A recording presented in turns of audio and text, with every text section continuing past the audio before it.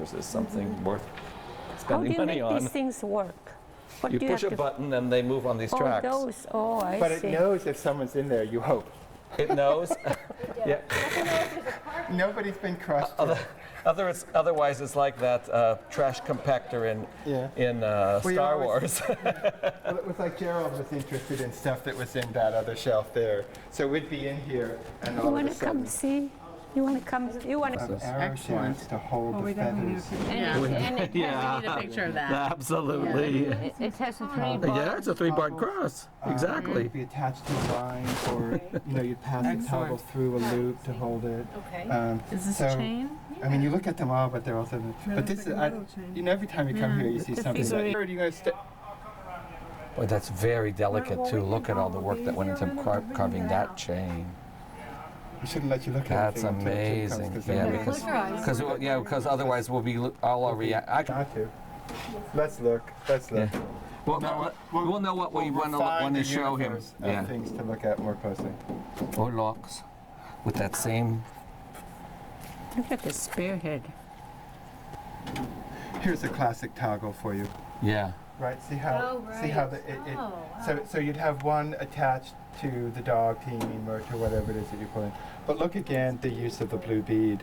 You know, it's split. It's in the center of the animal. It really It's is the connection. this spiritual shorthand. Yeah, I think. absolutely. Yeah, and that's why. And who wants red or white but beads? Yeah, Doesn't it? yeah. We don't want that. There's some more. Arrows. Those are very nice too. Those are really With nice. that ivory There's some more up- foreshaft. Because There's this is some more. ivory here, and there's more back there. Yeah. So, yeah. Well, I'm very interested in this blue bead business because there's lots.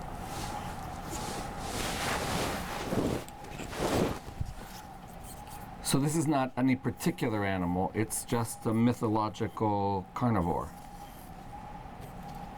in a spearhead. On the foreshaft of a harpoon. So the harpoon would come out like this, and the foreshaft would be here, and the harpoon head itself would be. And that could come off. Yes, and would come off once it struck the whale, white whale, or a bearded seal, and the shaft of the harpoon would have a lot of wood on it. It would float by itself, be recovered, and then the harpoon stuck into the marine mammal would be attached to a float, flip the float out the back of the boat.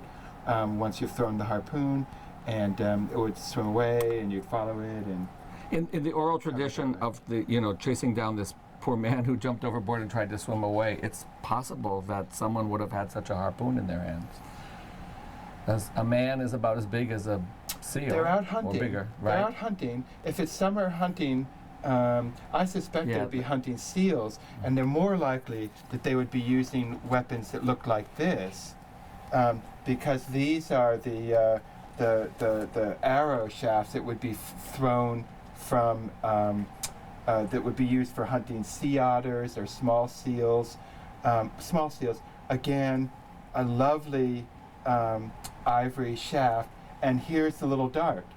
Here's the little dart head it's all wound up now. That goes into this But end. yes, it would be stuck in there, and then once it was stuck into its target, this would unravel, right? The dart, this line would unravel, and then as the animal was trying to swim away, it would be pulling this arrow through the water sideways, slowing, because it's attached in the middle here, so it's, as a drag to slow down and to recover it. But these are just amazing. Yeah, they have their complete feathers on them. Well, in pretty such much. good shape, that they've survived for so long. Anyway, they're quite special.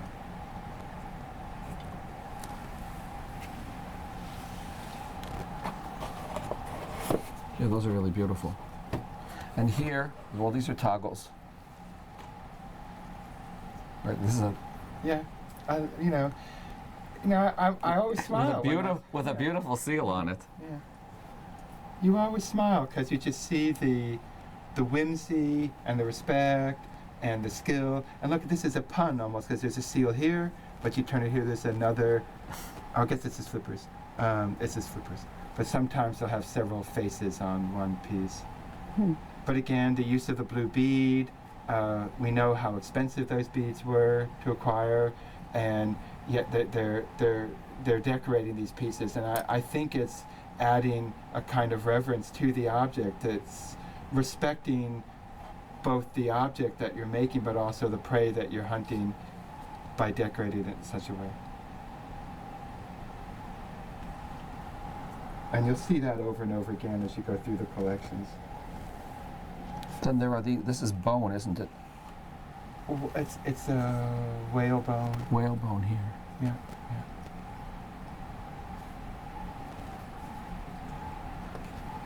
That's carefully fit into, That would be on the foreshaft. It would be on the harpoon head. well, fitting together. This is really heavy duty. Yeah.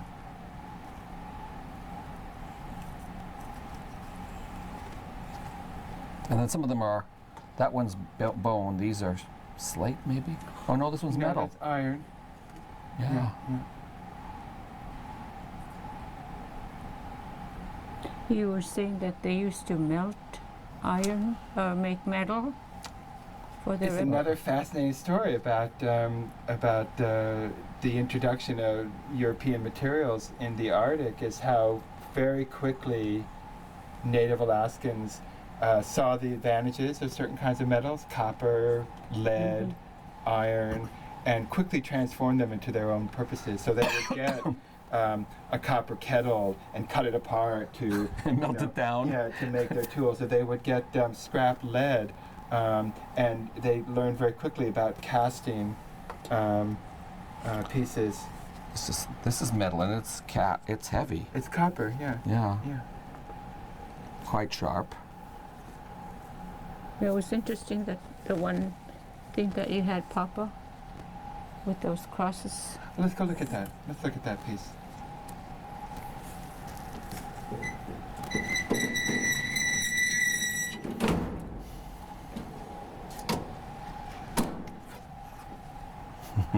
Here's a piece that's quite extraordinary.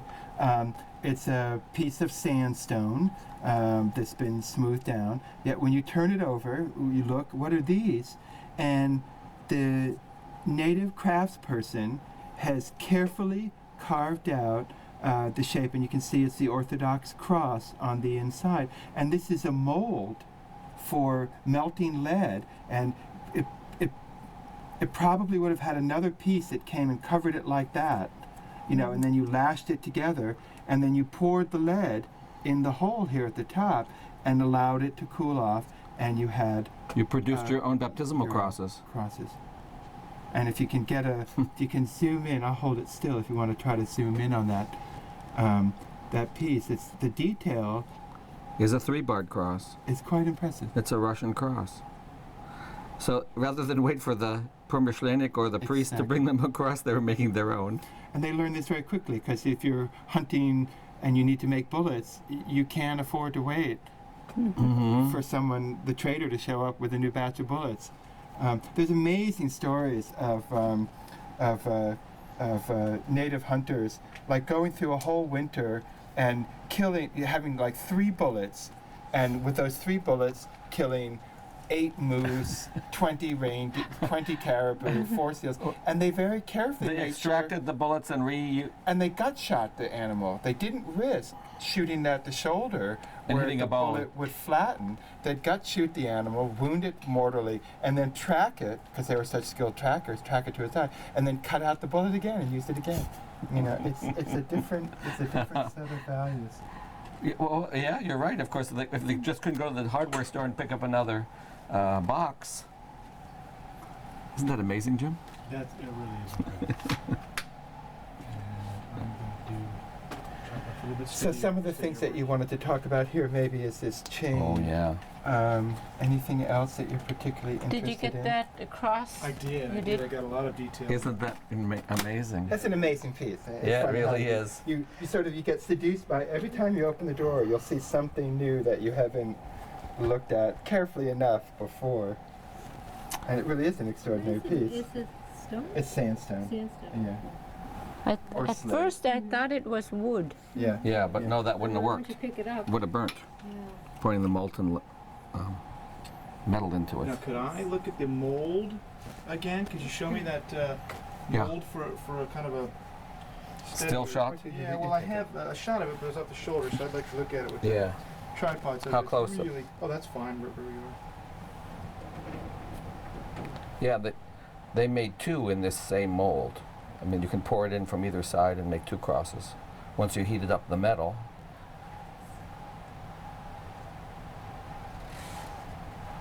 Okay, thanks. And is that what a little cross would be? Would be for a baptismal gift or something? When a child or even an adult is, whenever they're first baptized, part of the ceremony is to put a cross around their neck. So, and since lay people can perform baptisms, you wouldn't necessarily have to wait for the priest to baptize a child. They baptize the child and put a cross, just as they would have during the full baptismal service in the church. Well, this is Bristol Bay. I mean, Yeah. think about it. So this is Bristol Bay. Yeah. It's got to be early. It's got to, because once the traders are there, and the church opens at. Alexandrovsk, right at you Ushagak, you get the stuff regularly. So Yeah. they still. So it has to be a pretty. But early Juvenali case. went through there in the late 1790s. Yeah. Anyway. And the trading post comes 20, 30 years later. Oh, the chain. Yeah. You also have one of those chain, a different kind of chain, more delicate than the previous ones that we saw yesterday. And without a whale at the end, it has something else.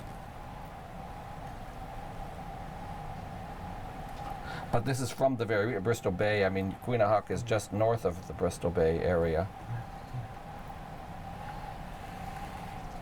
It's a really delicate chain. This one has just one little chink Well, in there, but I mean, considering how old it is, it's in wonderful shape.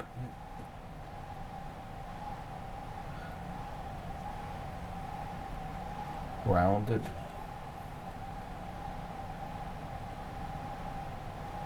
And why were the chains of particular interest to you?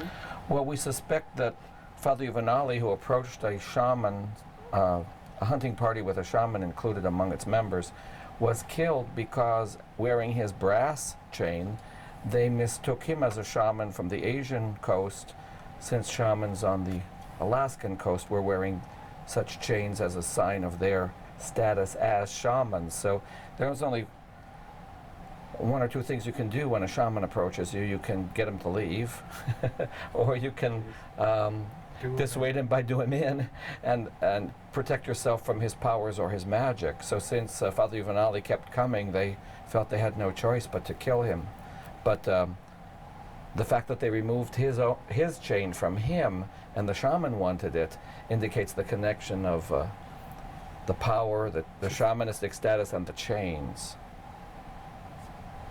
And these go apparently back to pre-contact times, although there was obvious contact across the Bering Sea between the shamans on one side and the shamans on the other. Well, that's the famous archaeological site at Point Hope, the Ipiutak site, where there are very elaborate anything.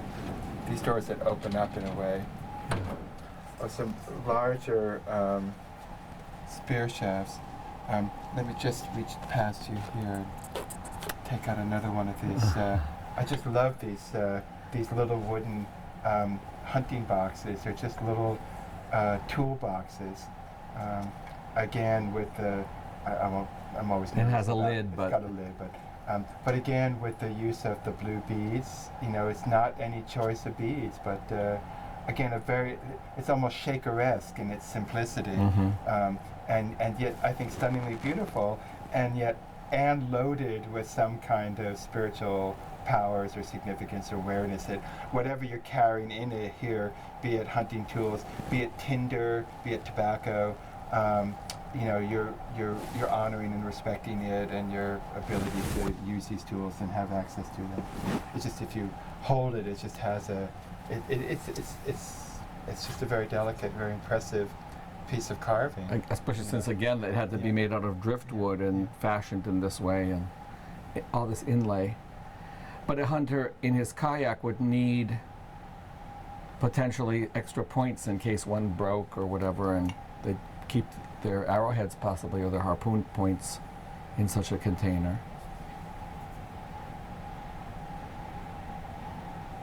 Yesterday we saw one in the shape of a whale, as if the harpoon head was going to leave the belly of this whale and eventually enter into another living whale.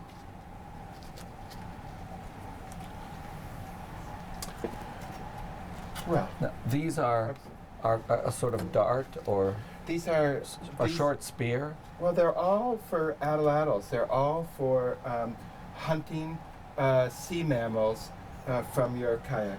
And again, with time, they've warped a little bit, but they all would have been thrown with. Well, I think let me show you. I think there's a, if I remember, there's a throwing board down here.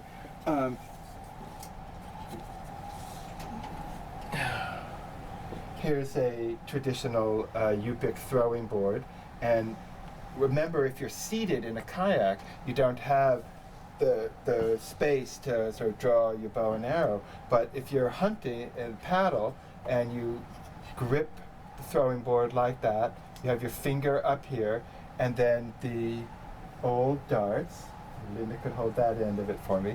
The darts would fit in the end here, and there's a little bone hook right here that attaches to a depression that's in there, and you'd hold it when you were in your kayak. You'd hold it like this, and then when you were ready to launch it, you just bring your arm up like that. So almost making your arm 18 inches longer. 18 inches longer, and incredible amount of accuracy, because even when you're at this point in throwing it, and it's already leaving, a last minute little adjustment, gives you, it's better than a gun, because you're several seconds having, into Aimed. delivering it, and it's about to leave, and just have a final little minute to make that last minute correction. So incredibly accurate, incredibly powerful, and really the tool system that made hunting so successful from a kayak. And you read the Russian accounts. They never went after the sea otters. They had to get the Aleut to do the sea otter hunting, and we just can't appreciate how powerful and how strong these people were, because they've been paddling their kayaks, For hours. since they were Yeah. 4, and their upper body musculature must have been awesome. You never would be able to arm wrestle these guys. They would just laugh, and one finger would probably just sort of reduce you to tears. So that kind of skill and power and physical acumen, and then just the It's also what weapon system to men deliver. do when they're dancing. They sit down, but they use their upper body for all their dance movements. So this doesn't have to be all that deep. No, it's just a very shallow groove, because you're always holding it. You're holding the spear with your With your- other finger. with this finger. and your other hand, maybe. I mean, you see How you could guide it. people. Yeah. Yeah. But this is a kind of technology that's coming back. I think there's been a lot of interest and revival in, and I know I've made videos of our throwing board collections and sent them to Unalaska to use in the schools. So all the kids are carving them out, and they're all practicing, probably to the bane of all the village dogs, But it's something that's so uniquely Alaskan, and it would be lovely to see it sort of have a revival and kind of an interest. But sitting upright, I was told that little boys were made to sit, or certainly encouraged to sit erect, with their legs straight out in Yeah, front of them yeah. from a very early age, Yeah. so that those muscles could be stretched and they could sit comfortably in a kayak position. And then to be able to throw with very little movement below the waist, or that part is kind of fixed. You don't anchor yourself with your feet. So this gave them that added thrust. Well, and it's a huge technology, So so you throw your dart, and the dart, remember, has a little arrow point at the end of it. You've thrown your dart, and then the harpoon head has detached and is stuck in the arrow, and it's got a line that goes back, and behind your seat in your kayak is a blown up sealskin float. And so not only do you have to launch that and see the line go out, you have to remember which side you've done that on, and then flip Thank the you. float off the back of your boat, which is attached to the seal that's swimming away. It's all amazing. It's all amazing. Anyway, these drawers don't move out, but I wanted to show you a little bit. We're talking about some of the old style pipes. This one's from Bristol Bay. But again, these are all lead pipes. You think about, here's another one here. You think about the health implications of smoking, and in them days it was, you not only were you smoking the pretty raw tobacco, but you were smoking it in a lead pipe as well. But look how, I mean, again, this is native technology. They have a block of wood that they've carved this design into, and then they've folded that block of wood into a mold and poured the lead in. And where there was a break in the wood, the lead would go into the design, and it would come out in this piece. So they did all of that just to make the design, Yeah. because the rest of it is wood. Yeah, look at this piece here too. I mean, you know, and little plugs here to clean out, you know, after the tobacco residue builds up too much, you get a good draw on it. You can pop it open and clean it out. But you can see they're just, they're extraordinary. So Extraordinary this is pieces. wood in the front. Yeah. the Yeah, wood design. it's wood in the Yeah. front, and then the metal has been poured into it, just for the sake of making that design. Well, the molds, and I've seen one mold, has the bowl cut out and it has the stem cut out. So this is all cast at one time. Mhm. So they put the piece of wood into this space in the mold that fits very tightly around it. They close the mold up, then they pour the lead in, and it goes down, it dribbles down past all these places. They probably pour it in at both ends, and they cast Made it. the pipe. But it's extraordinary technology. It certainly to figure is. it out and then to pull it off. So the cross mold wasn't the only thing they were melting down and No, creating. they There were knew lots that of things. This one came from here. I can see where you grabbed that other Do you one. want to pull anything else off of that shelf? I don't think so, Okay. unless you guys want to. Isn't this the type of Oh, here. Float. Yeah. Float Here's the that- float we're talking about. Let's look at this one here. Because here's the whole system. Oh, you got it? Here's the whole system in one piece. A big thing like this is probably being used for hunting walrus or seals, big seals. It's actually missing a piece at this end, but this is a probe. You know what? I know it's not missing anything. This is the foreshaft. The harpoon head would fit on the end like this, and that's your whole system. And then this, you can see that this is broken through time, This is the but this would be attached to to the bladder, the seal bladder that's blown up and inflated. And so once you've thrown this, the harpoon head comes off, and the float goes out. But I love so much about this thing. This Yeah. is a little finger rest.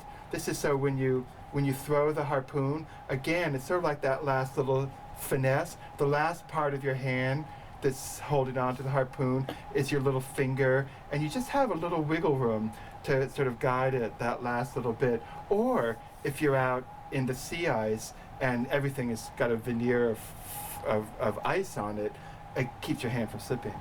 But again, it's a seal poking its head up out of the seal hole. So all the time that you're waiting to hunt the seal, you're invoking it, as it you're were. thinking about it. Mhm. Yeah, you're thinking about it.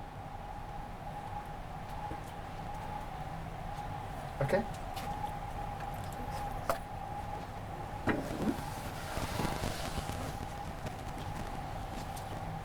Okay.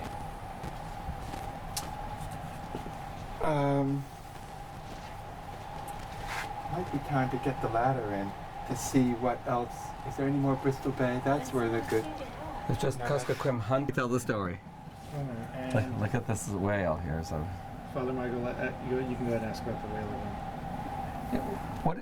I see this beautiful whale here. I think my wife even used it once for a design for a watercolor, copying from a book. But what's the story behind this? These are amazing pieces, and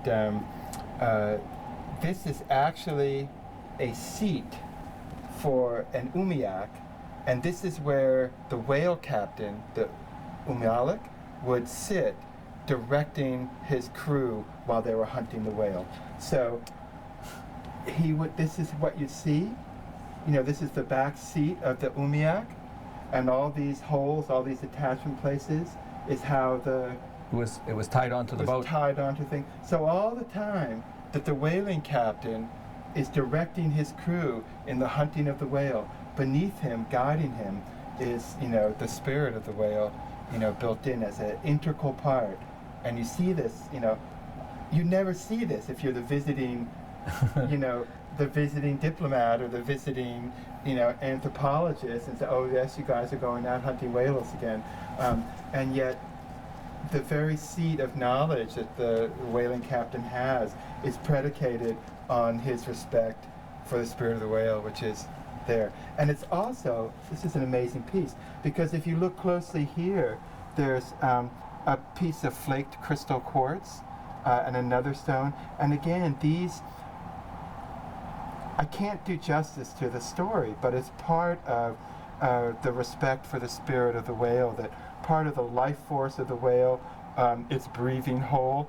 On carvings of whales, you'll often see this is from North Alaska, from the Barrow, Cape Prince of Wales. Does it say on? Well, it says Kuskokwim, but I suspect it's much further north than that. This is a Nupiat piece.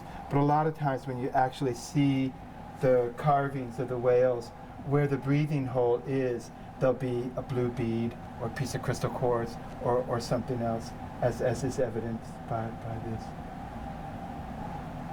So it's to me, it's a very powerful piece. And, you know, when you look at the Inupiat material, so much of the tools they use have that notion of respect built into them.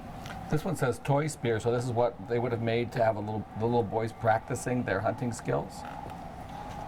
Or it says toy, but it really looks like it is a pretty authentic, actually. I know. And it somehow the way this collection was put together was lots of people were involved in making this collection, and some of them didn't necessarily have very good command over the languages of the people they were buying things from. So things might be misidentified. For example, I can't imagine that whaling seat comes from the Kuskokwim. The nearest place could be King Island or Sledge Island, right. or St. Lawrence Island, where there's whaling going on. But it was probably brought at St. Michael's, or bought. Exactly, and just so across the Sound. That's how it sort of got into the collection. And this and is the game with a toy spear. This is probably not a toy. Might have been a young man's hunting tool or something, but I don't. But of course, kids did have practice tools. So I think that's one of the charms of the National Museum of American Indians collections, is that because many of the pieces don't have very good documentation, they invite a lot of thinking about them and questioning the authority of the records in the museums themselves.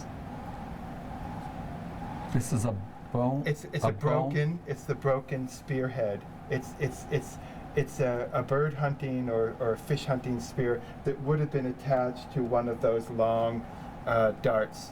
From a throwing board dart, and you can just see it's unraveled. Yeah, but beautifully made. Oh, exquisitely made. And that's the other thought I like too, is like you think of the men in their dance house in the winter making these tools, and that's almost a religious exercise. Of course, you put yourself in that very devout place to think good thoughts about the animals that you want to hunt, and you make the beautiful tools to appease both them but also the animal masters, the spirit guardians of the animals, by making beautiful things. Because they'll know that you're taking that care and you're that grateful for the gift. For the gift of their lives. Mm-hmm. I think so.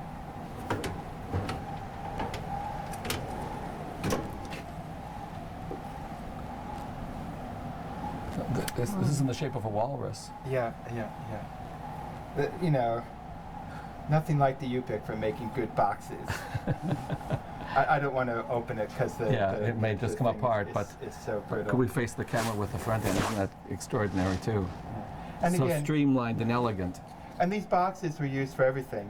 They'd be women would have boxes for their sewing equipment. The men would have hunting equipment, tobacco, gun, bullets, cartridge cases. A box like this one here is a spectacular box in the background here.